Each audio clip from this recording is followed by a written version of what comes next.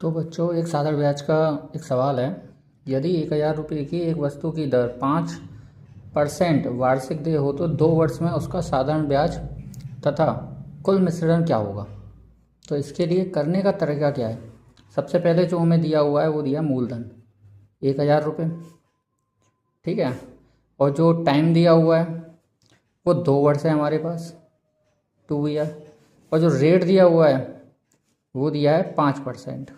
और ये कैसा है बेटा, वार्षिक है। तो वार्षिक यानी 1 साल में 5 रुपये का ब्याज है, यानी 100 रुपये पर 5 रुपये। तो 2 साल के लिए कितना होगा। तो टोटल जो रेट होगा इसका वो 2 साल के लिए है। तो 1 साल का 5 रुपये, तो 2 साल का कितना हो जाएगा, 10% का ब्याज। तो इसका साधारण जो ब्याज होगा ऐसा ही, वो मूलधन पे लगने वाला ब्याज है, यानी मूलधन जो भी होगा उस पर 5 रुपये ब्याज। तो 1000 रुपये है, 1000 रुपये से 2 साल का जो रेट है 5% है 1 साल के लिए। 2 साल के लिए कितना हो जाएगा, 1000 रुपये पे 10% ब्याज लगेगा। यानी ये कितना आ जाएगा, 10%। तो 2 जीरो से 2 जीरो काट देंगे तो कितना हो जाएगा, ये 100 रुपये। 100 रुपये ब्याज लगेगी।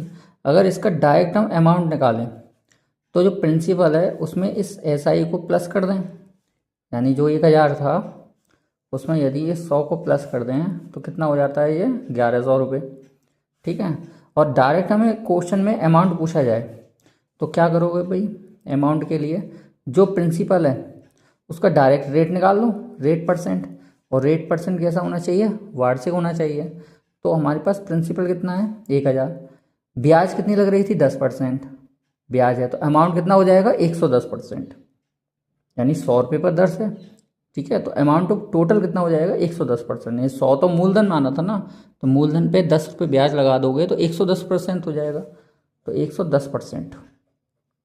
अब ये कितने रुपये हो गए, 1100। यहाँ से हम अमाउंट डायरेक्ट निकाल सकते हैं, ठीक है।